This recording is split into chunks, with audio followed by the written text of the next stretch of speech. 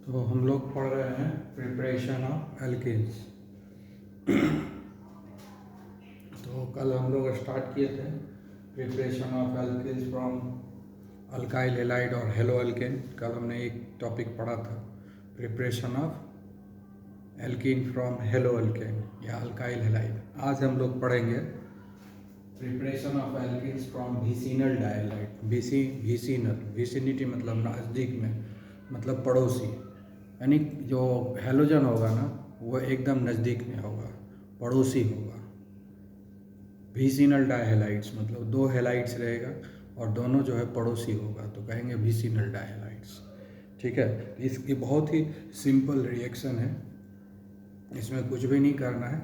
Vicinal डायहाइड्स को हम लोग जिंक के प्रेजेंस में हीट करेंगे।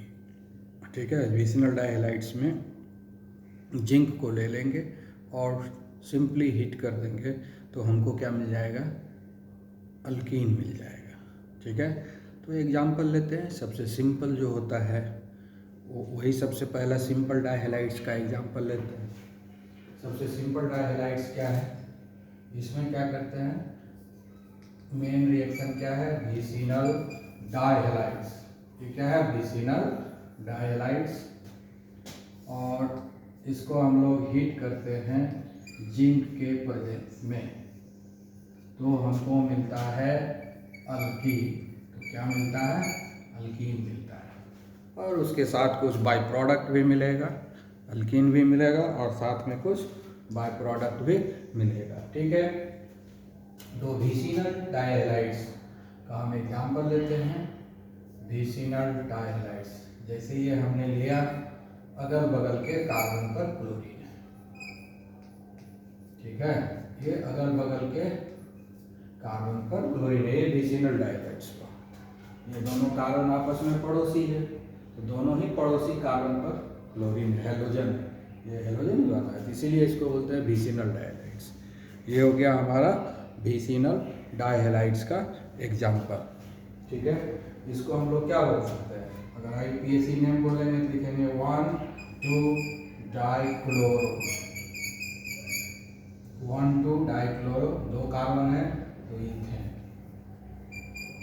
1,2-डाइक्लोरो ethane. It is one of the example of vicinal dihalides. Vicinal dihalides क्यों कहे, क्योंकि अगल बगल के कार्बन पर ही हैलोजन है, इसलिए हो गया विसिनल डायहाइड्स। ठीक है, तो हम क्या करेंगे, इसको हीट करेंगे जिंक के प्रेजेंस में। हम जो है क्या कर देंगे, हीट कर देंगे। ठीक है, जब हीट करेंगे तो क्या होगा कि यहाँ पर जो है होमोलाइटिक फिशन होगा। एक इलेक्ट्रॉन इधर आएगा और एक इलेक्ट्रॉन यहाँ आ जाएगा। इधर भी होमोलाइटिक फिशन होगा, एक इलेक्ट्रॉन इधर आ जाएगा और एक इलेक्ट्रॉन इधर चला गया। ये हर इस बॉन्ड में दो इलेक्ट्रॉन है, एक इलेक्ट्रॉन इस पर आया और एक इलेक्ट्रॉन यहाँ चला गया। ये भी बॉन्ड टूटा, इधर भी एक इलेक्ट्रॉन आ गया और एक इलेक्ट्रॉन इधर हो गया, तो होमोलाइटिक फिशन हो गया कि नहीं। तो Cl फ्री रेडिकल यहाँ निकल गया, Cl फ्री रेडिकल यहाँ निकल गया। और जिंक के आउटर मोस्ट ऑर्बिट में जानते ही हो कि दो इलेक्ट्रॉन होता है। जिंक के आउटर मोस्ट ऑर्बिट में दो इलेक्ट्रॉन होता है, तो हीट एनर्जी के चलते वो दोनों ही इलेक्ट्रॉन एक्टिवेटेड हो गया। हीट एनर्जी के चलते जिंक का जो दोनों आउटर मोस्ट ऑर्बिट में इलेक्ट्रॉन है वो एक्टिवेटेड हो गया, लूजली बाउंड हो गया, जिसके चलते वो इसके साथ शेयर कर लेगा, दो क्लोरीन फ्री रेडिकल के साथ शेयर करके ZnCl2 बना लेगा। ठीक है, जिंक क्लोराइड बना लिया, जिंक के साथ ये दोनों Cl फ्री रेडिकल कंबाइन कर गया और इधर से एक इलेक्ट्रॉन यहाँ आया, इधर से भी एक इलेक्ट्रॉन यहाँ आया, यहाँ पर क्या हो जाएगा, डबल बॉन्ड बन जाएगा। ठीक है, यहाँ डबल बॉन्ड हो गया। ठीक है, तो ये एक इलेक्ट्रॉन इधर से आया, एक इलेक्ट्रॉन इधर, दो इलेक्ट्रॉन आ गया यहाँ पर, इसलिए यहाँ पर एक बॉन्ड बन गया, ये दोनों क्लोरीन निकल गया। ठीक है, तो इसमें क्या होता है, रिमूवल ऑफ हैलोजन ग्रुप है, इसलिए इसको डीहैलोजनेशन बोलते हैं। तो इस रिएक्शन को हम लोग क्या बोल सकते हैं, डीहैलोजिनेशन। डीहैलोजिनेशन ऑफ विसिनल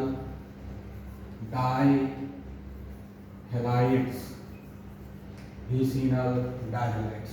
तो इसको इसको हम लोग क्या बोलेंगे, डीहेलोजनेशन ऑफ विसिनल डाइहेलाइड्स, क्योंकि हेलोजन ग्रुप का रिमूवल हो गया। अब हम लोग एक और एग्जाम्पल ले लेते हैं इसका, ठीक है। चलो इस बार 3 कार्बन कर लेते हैं, 1 2 3, ठीक है। इधर क्लोरीन लेते हैं, चलो इस बार हम लोग ब्रोमीन ले लेते हैं, ब्रोमाइड ले लेते हैं,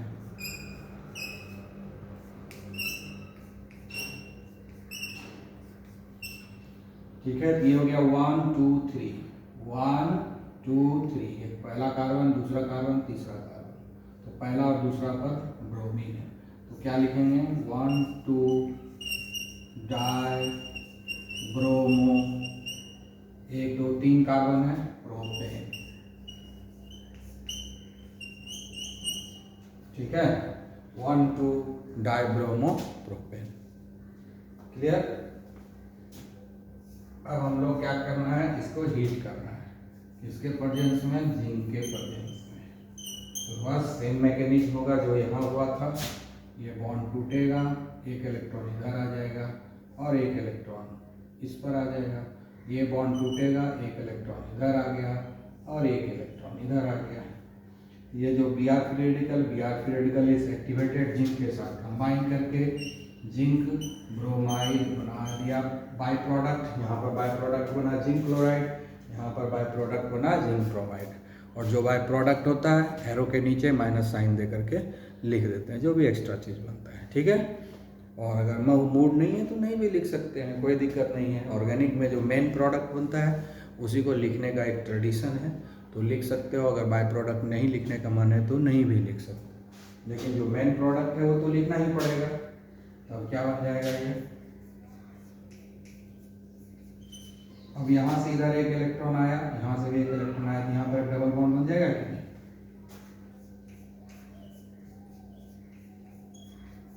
तो क्या बन गया ये, प्रोपीन, ठीक है। इसी तरह से आप ब्यूटीन बना सकते हैं, पेंटीन बना सकते हैं, आप इस मेथड से बना सकते हैं। तो हम विसिनल डाइहैलाइड्स, कॉरस्पॉन्डिंग विसिनल डाइहैलाइड्स लेंगे, हमको अल्कीन मिलेगा, ठीक है, क्लियर। तो यहाँ पर क्या बन रहा है, जिंक अल्कीन बनेगा और साथ में जिंक हैलाइड बनेगा, Zn(X2), X क्या हो गया, हाइड्रोजन, है ना। अल्कीन बनेगा तो इन जनरल क्या बनेगा, अल्कीन बनेगा और जिंक डाइहैलाइड बनेगा, Zn(X2), X का मतलब हैलोजन होता है। तो इन जनरल लिखिए, जैसे यहाँ ZnCl2 बना, ZnBr2 बना, उसी Zn(X2) लिखे, ठीक है, ओके।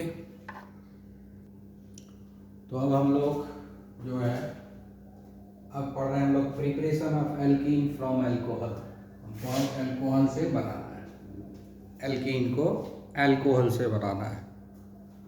इसी को हम लोग बोलते हैं एसिडिक डिहाइड्रेशन ऑफ अल्कोहल, इसको हम लोग बोलते हैं एसिडिक डिहाइड्रेशन ऑफ अल्कोहल। क्यों बोलते हैं एसिडिक डिहाइड्रेशन ऑफ अल्कोहल, क्योंकि इसमें रिमूवल ऑफ वाटर होता है, तो वो रिमूवल ऑफ वाटर को डिहाइड्रेशन कहते हैं, इसलिए एसिडिक डिहाइड्रेशन एसिड के प्रेजेंस में होता है। तो इसमें कुछ करना नहीं है, इसमें क्या है, हीट करना है।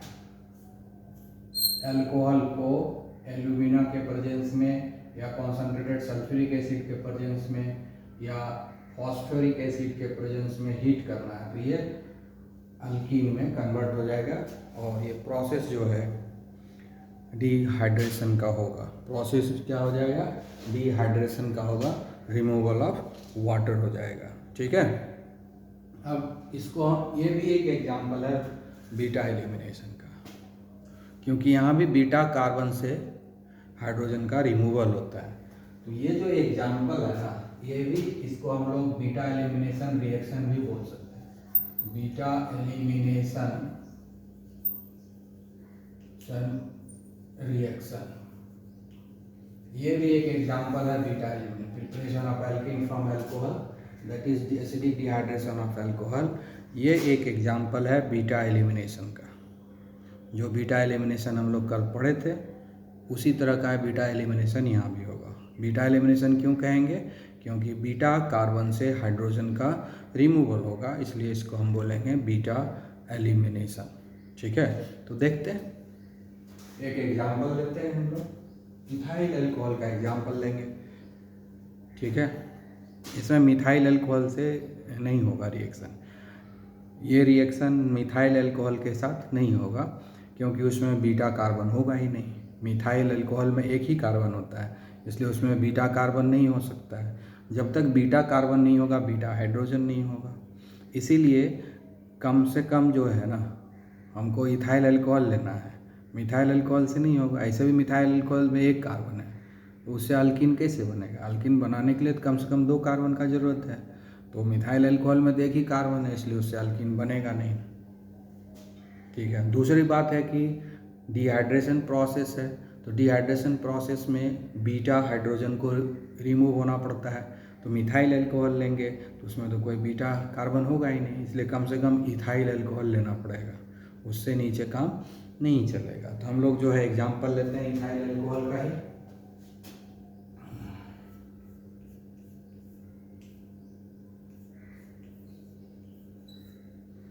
ये हो गया हमारा इथाइल अल्कोहल। ठीक है, ये हो गया इथाइल अल्कोहल, IUPAC नेम हो गया इथेनॉल। ठीक है, इसका डिहाइड्रेशन जब हम लोग करवाएंगे तो ये में से कोई भी एजेंट ले लेंगे, इनमें से कोई भी एजेंट ले लेंगे, इसमें से कोई एक लेंगे, किसी को भी लेंगे। हम एक लिखते हैं, बाकी आप किसी को भी ले सकते हो, इसमें से किसी को भी ले सकते हो। ठीक है, तो हाँ, लेकिन रिएक्शन मैकेनिज्म Al2O3 के केस में अलग होगा और इस दोनों के केस में अलग होगा, लेकिन प्रोडक्ट सेम रहेगा। ये क्या रिमूव कर देगा? वाटर रिमूव कर देगा। ठीक है, होगा क्या, यहाँ पर डबल, यहाँ से जो है ये निकल जाएगा, यहाँ से ये OH निकल जाएगा। ठीक है, ये बॉन्ड टूट के यहाँ आ जाएगा, तो ये निकलेगा और ये निकलेगा, ये निकल के इससे जुड़ जाएगा और वाटर बन जाएगा H+ और OH- यहाँ जुड़ जाएगा, और ये बॉन्ड शिफ्ट हो जाएगा तो ये H+ निकलेगा, ये H+ निकल के इस OH- यहाँ से ये बॉन्ड टूटेगा, दोनों इलेक्ट्रॉन लेकर के OH- बनेगा, और ये H+ यहाँ से रिमूव होगा, H+ OH- मिल करके ये वाटर बना देगा, और ये बॉन्ड यहाँ शिफ्ट हो गया तो यहाँ पर डबल बॉन्ड हो गया। तो ये देख रहे हो, ये OH जो है क्या है, ये कार्बन क्या है, ये अल्फा कार्बन है, और ये कार्बन क्या है, बीटा कार्बन है। अल्फा कार्बन किसको बोलते हैं? फंक्शनल ग्रुप से जो कार्बन जुड़ा रहता है उसको अल्फा कार्बन बोलते हैं, और नेक्स्ट जो अल्फा कार्बन को हम लोग बीटा कार्बन बोलते हैं, और बीटा से ये हाइड्रोजन रिमूव हो रहा है। बीटा हाइड्रोजन जब रिमूव होता है उसी को हम लोग बीटा एलिमिनेशन बोलते हैं। यहाँ से बीटा हाइड्रोजन रिमूव हो रहा है, इसलिए बीटा एलिमिनेशन रिएक्शन हो गया। ठीक है, इसीलिए इस रिएक्शन को हम लोग बीटा एलिमिनेशन रिएक्शन भी बोलेंगे, क्योंकि बीटा कार्बन से ये बीटा हाइड्रोजन जो है रिमूव हो रहा है, इसलिए इसको हम लोग बोलेंगे बीटा एलिमिनेशन रिएक्शन भी बोलेंगे। एलिमिनेशन इसलिए वाटर तो बाहर निकल गया, एलिमिनेट। तो फाइनली हमको क्या मिल गया, यहाँ पर डबल बॉन्ड हो गया, इधर H रह गया, इधर H रह गया, ये वाला H हट गया और ये वाला OH हट गया, तो हमको क्या मिला, इथीन मिला। ये सिंपल रिएक्शन हो। अब यहाँ पर Al2O3 लिखे हैं, तुम इसमें तीनों में से कोई एक लिख सकते हैं, Al2O3, और साथ में हीट करना है तो ये ट्रायंगल बना देंगे डेल्टा। ठीक है, अब हम जो है रिएक्शन मैकेनिज्म बताएंगे इसका। ये तो रिएक्शन हो गया सिंपल। ठीक है, तो अब इसका रिएक्शन मैकेनिज्म, रिएक्शन मैकेनिज्म कैसे होता है, रिएक्शन एक्चुअली होता कैसे है। पहले Al2O3 का लिखेंगे,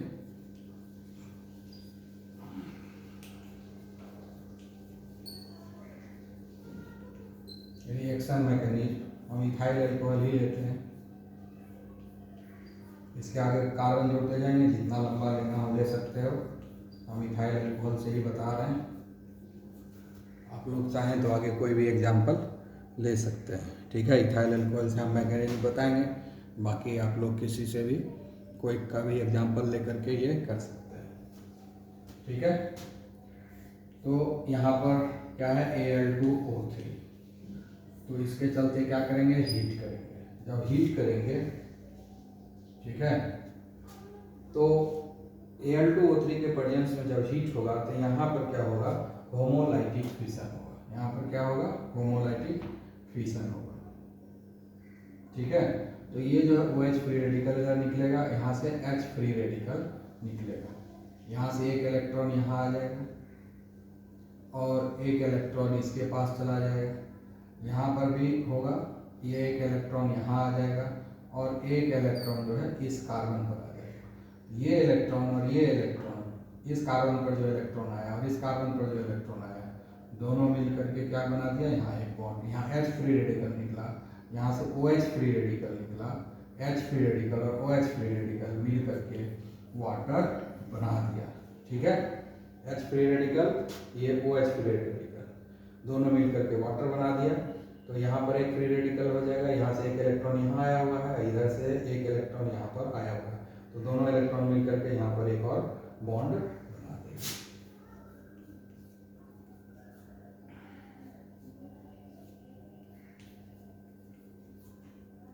ठीक है, ये हो गया हमारा रिएक्शन मैकेनिज्म जब एल्यूमिनियम ऑक्साइड का यूज करेंगे।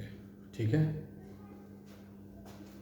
अब है कि ये जो एल्कोहल है ना, अलग अलग यूज करेंगे, ये जो हीट एनर्जी है वो अलग अलग होगा। ठीक है, हम सिर्फ डेल्टा दे दिए हैं, तो ये क्या है, प्राइमरी एल्कोहल है। अब हम सेकेंडरी एल्कोहल यूज कर सकते हैं, टर्शियरी एल्कोहल यूज कर सकते हैं। तो प्राइमरी, सेकेंडरी, टर्शियरी, तीनों में ये जो हीट एनर्जी है वो डिफरेंट होगा, ये याद रखना है। ठीक है, तो उसके लिए एक्चुअल अगर पता है तो हीट एनर्जी लिख देंगे, नहीं पता है तो हम डेल्टा बनाकर छोड़ देंगे। ठीक है, ओके। तो हम लोग अब रिएक्शन मैकेनिज्म दूसरा लिखेंगे, किसके साथ लिखेंगे, अब H2SO4 रहेगा या फॉस्फोरिक रहेगा। तो कॉन्सनट्रेटेड H2SO4 है, ये जो है आयनाइज होगा H+ एंड HSO4- में। ठीक है, और अगर हम कॉन्सनट्रेटेड H3PO4 लेंगे तो ये आयनाइज होता है H+ और H2PO4-। इस दोनों में से कोई एक ही लेंगे, बस इतना याद रखना है, दोनों को ही हम लोग यूज नहीं करते हैं। ठीक है, अब है कि कॉन्सनट्रेटेड H2H3PO4 अगर हम यूज करते हैं तो जो टेम्परेचर का रेंज होता है वो 373 से लेकर के 383 कैलोरी होता है, 383 कैलोरी। ठीक है, और अगर H2SO4 लेते हैं तो इस केस में क्या होता है कि टेम्परेचर जो होता है वो फिक्स है 443। ये रिवर्सेबल डायरेक्शन इसलिए देते हैं कि दोनों आपस में कंबाइन करते हैं। ठीक है, ठीक है, तो ये हम इसको भी यूज कर सकते। अगर ये यूज करेंगे कॉन्सेंट्रेट तो टेम्परेचर हम 443 केल्विन रखेंगे। ठीक है, और अगर कॉन्सेंट्रेटेड फॉस्फोरिक एसिड यूज करेंगे तो टेम्परेचर का रेंज 373 से 383 केल्विन रखेंगे। बस इतना ही अंतर है और दोनों का मैकेनिज्म सेम होगा। ठीक है, तो दोनों में से कोई एक ही यूज करेंगे, ये याद रखना है कि या तो यूज करेंगे या ये यूज करेंगे या Al2O3 यूज करेंगे। अब यहाँ रिएक्शन कैसे होता है, हम फिर से इथाइल अल्कोहल लेंगे।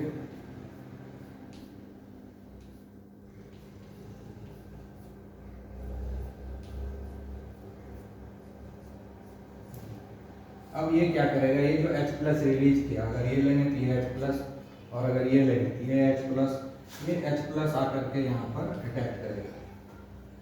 इसको हम लोग बोलते हैं प्रोटोनेशन। H+ क्या है, प्रोटोन है। H+ में क्या है, कोई इलेक्ट्रॉन नहीं है, सिर्फ एक प्रोटोन है, इसलिए इस प्रोसेस को हम लोग बोलते हैं प्रोटोनेशन। इसको क्या बोलते हैं, प्रोटोनेशन। ये क्या आ गया, प्रोटोनेशन। तुम जानते हो कि जो ऑक्सीजन है तो यहाँ पर एक बॉन्ड है, तो 2 4 और एक पेयर ऑफ इलेक्ट्रॉन इधर है, एक पेयर ऑफ इलेक्ट्रॉन इधर है। जब हम लोग केमिकल बॉन्डिंग पढ़ाए थे तो उसमें बताए थे कि इस तरह का लोन पेयर ऑफ इलेक्ट्रॉन है यहाँ पर। ठीक है, इस तरह का है, ये इलेक्ट्रॉन रिच साइट है, इसलिए ये हाइड्रोजन जो है ना यहाँ पर आकर के अटैक करेगा इसके ऊपर। ठीक है, ये प्रोसेस हो गया attack of hydrogen ion over this oxygen is known as protonation, क्योंकि ये प्रोटॉन है, प्रोटॉन अटैच हो गया। तो पहला प्रोटोनेशन हो जाने देते हैं।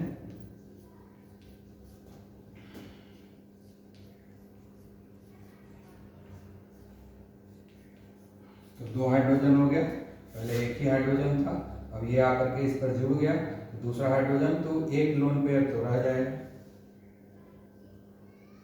एक लोन पेयर तो रह जाएगा। लेकिन ये जब इसके आकर अटैच होगा तो इसके और इसके बीच में जो बॉन्ड बना, ये पेयर ऑफ इलेक्ट्रॉन यूज हो गया बॉन्ड बनाने में, इसलिए जो H पर जो पॉजिटिव चार्ज था वो ऑक्सीजन पर ट्रांसफर हो गया। ठीक है, अब जो होगा रिमूवल ऑफ वाटर होगा। ये पॉजिटिव चार्ज है यहाँ पर, ये पॉजिटिव चार्ज इस बॉन्ड को ब्रेक कर देगा, ब्रेक करके ऑक्सीजन जो है खींच लेगा, इस दोनों ही पेयर ऑफ इलेक्ट्रॉन है इसमें उसको खींच लेगा, और ये प्रोसेस हो जाएगा डिहाइड्रेशन। ये प्रोसेस क्या हो जाएगा? डिहाइड्रेशन, यानी ये रिमूव हो जाएगा H2O। क्या रिमूव हो गया? H2O। ये रिमूव हो गया। ये जो है पेयर ऑफ इलेक्ट्रॉन इस पर शिफ्ट हो गया, इस पर पेयर ऑफ इलेक्ट्रॉन आ गया, पहले से एक पेयर ऑफ इलेक्ट्रॉन है ही तो दूसरा भी आ गया, पहले से है दो, और इधर से ये आया दूसरा तो दूसरा भी हो गया, वाटर रिमूव हो गया, इसलिए इसको बोलते हैं डिहाइड्रेशन। ठीक है, और चूंकि दोनों ही इलेक्ट्रॉन इस ऑक्सीजन पर ट्रांसफर हो गया तो ये इलेक्ट्रॉन डेफिशिएंट हो गया, इसलिए इस कार्बन पर पॉजिटिव चार्ज डेवलप हो गया।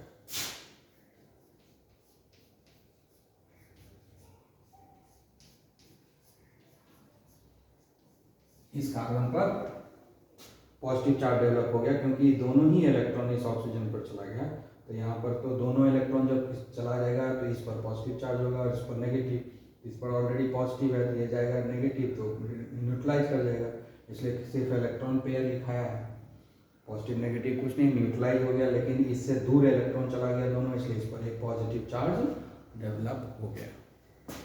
ठीक है, तो अब हमको मिल गया कार्बोकेटायन, यही है कार्बोकेटायन। ठीक है ना, तब जब ये कार्बोकेटायन मिला है तो अब यहाँ पर क्या हो जाएगा? H+ आयन का लॉस होगा। ठीक है, अब ये पॉजिटिव चार्ज क्या करेगा? इस बॉन्ड को तोड़ देगा, इस बॉन्ड को ऐसे खींच लेगा यहाँ पर, और ये H+ रिमूव हो जाएगा, ये H+ जो है रिमूव हो जाएगा। ठीक है, H+ रिमूव हो गया। यहाँ हाइड्रोजन आयन यूज हुआ था, ये हाइड्रोजन आयन यहाँ पर यूज हुआ, ये हाइड्रोजन आयन यहाँ पर यूज हुआ, और यहाँ पर ये हाइड्रोजन आयन रिलीज हो गया, इसीलिए यहाँ पर H2SO4 लगता है कि कैटलिस्ट की तरह काम कर रहा है, इसीलिए इसको हम लोग बोलते हैं कैटालाइटिक एसिडिक डिहाइड्रेशन बोलते हैं ना, इसको कैटालाइटिक डिहाइड्रेशन भी बोल सकते हैं। ठीक है ना, कैटालाइटिक कैटलिस्ट तो इसमें यूज नहीं किए हैं, तो एसिड है तो यहाँ पर जितना भी ज़्यादा एसिड की ज़रूरत नहीं पड़ेंगे, 2-4-10 बूंद में काफ़ी रिएक्शन हो जाएगा, क्योंकि बार बार ये एसिड रीजेनरेट हो जाएगा। कैसे रीजेनरेट हो रहा है? ये H+ आयन यहाँ पर यूज हुआ और डिहाइड्रेशन के बाद यहाँ पर H+ आयन यहाँ पर रिलीज हो रहा है, ये H+ आयन फिर आकर के इससे कंबाइन कर जाएगा और H2SO4 बन जाएगा। और अगर हम फॉस्फोरिक एसिड यूज किए हैं, ये H+ आयन यहाँ करके H2PO4 से कंबाइन करके H3PO4 फिर से बना देगा। ठीक है, तो इस केस में क्या होता है?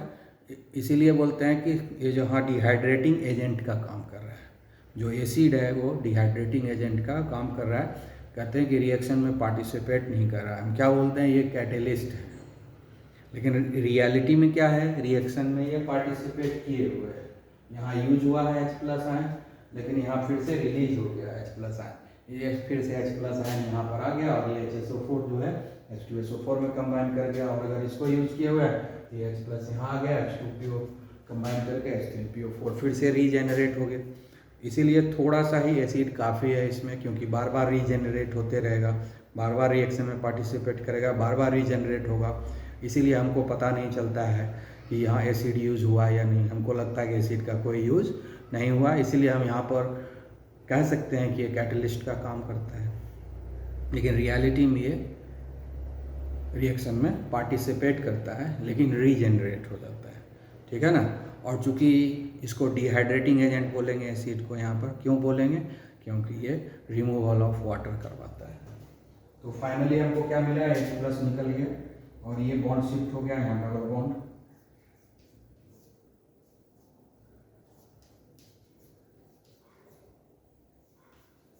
तो बन गया इथीन। ये हो गया हमारा रिएक्शन मैकेनिज्म, ठीक है। तो प्राइमरी सेकेंडरी टर्शियरी कोई भी अल्कोहल लेंगे, प्राइमरी टर्शियरी सेकेंडरी है ना, प्राइमरी सेकेंडरी टर्शियरी अल्कोहल कोई भी लेंगे जिसमें कि बीटा कार्बन हो, बीटा कार्बन है तो बीटा हाइड्रोजन होगा, बीटा हाइड्रोजन नहीं है तो ये रिएक्शन नहीं होगा। हमको आपको बीटा हाइड्रोजन चाहिए, चाहे वो प्राइमरी अल्कोहल लें, चाहे सेकेंडरी अल्कोहल लें, चाहे टर्शियरी अल्कोहल लें, उसमें बीटा कार्बन का ज़रूरत है, क्योंकि बीटा कार्बन रहेगा तभी बीटा हाइड्रोजन हो सकता है, और जब बीटा हाइड्रोजन होगा तभी ये रिएक्शन होगा। हो सकता है कि तुम्हारे पास सेकेंडरी टर्शियरी हो, लेकिन टर्शियरी में हो सकता है, ये चांसेस हो सकता है कि बीटा हाइड्रोजन ना हो, तो फिर ये रिएक्शन नहीं होगा। बीटा हाइड्रोजन का होना ज़रूरी है इसमें, जब तक बीटा हाइड्रोजन नहीं होगा बीटा एलिमिनेशन नहीं होगा। तो बीटा कार्बन होने के बाद भी बीटा हाइड्रोजन होना ज़रूरी है। तो ये प्रॉब्लम टर्शियरी अल्कोहल में आ सकता है कि टर्शियरी अल्कोहल में हो सकता है बीटा हाइड्रोजन तुम्हारे पास नहीं रहे। तो प्राइमरी सेकेंडरी में तो खैर बीटा मिल जाता है, बीटा कार्बन है तो बीटा हाइड्रोजन मिलेगा, लेकिन टर्शियरी में कोई ज़रूरी नहीं है कि तुमको मिल ही जाएगा बीटा हाइड्रोजन। इसलिए प्राइमरी सेकेंडरी के लिए तो ठीक है ये रिएक्शन, टर्शियरी के लिए उतना ये सूटेबल नहीं है। बस वहाँ देखना है कि बीटा हाइड्रोजन है या नहीं है। अगर बीटा हाइड्रोजन है तो हो जाएगा रिएक्शन, अगर बीटा हाइड्रोजन नहीं है तो रिएक्शन नहीं होगा, ये याद रखना, ठीक है, क्लियर। तो अब यहाँ ध्यान देख सकते हो, यही हुआ रिएक्शन मैकेनिज्म, और ये जो H+ रिलीज हुआ वापस इसको मिल जाएगा। इसीलिए हम यहाँ पर जो ये तीनों को हम लोग डिहाइड्रेटिंग एजेंट बोलते हैं, ये तीनों को हम लोग क्या बोलते हैं, डिहाइड्रेटिंग एजेंट, डिहाइड्रेटिंग एजेंट। क्यों बोलते हैं डिहाइड्रेटिंग एजेंट, क्योंकि ये डिहाइड्रेशन करवाता है, इसीलिए इसको बोलते हैं डिहाइड्रेटिंग एजेंट, ठीक है, ओके। तो आप इतना पढ़ के रखेंगे, फिर हम लोग मिलेंगे नेक्स्ट। और दूसरा बहुत सारा अल्कोहल है, सबका एग्जाम्पल ले करके आप इसको प्रैक्टिस करेंगे, तब आपको कॉन्फिडेंस होगा। हमने एक अल्कोहल लेकर प्रैक्टिस करवा दिया, अब बाकी अल्कोहल दुनिया में जितना है किसी को भी आप लेकर के प्रैक्टिस कर सकते हैं, okay. Have a nice day.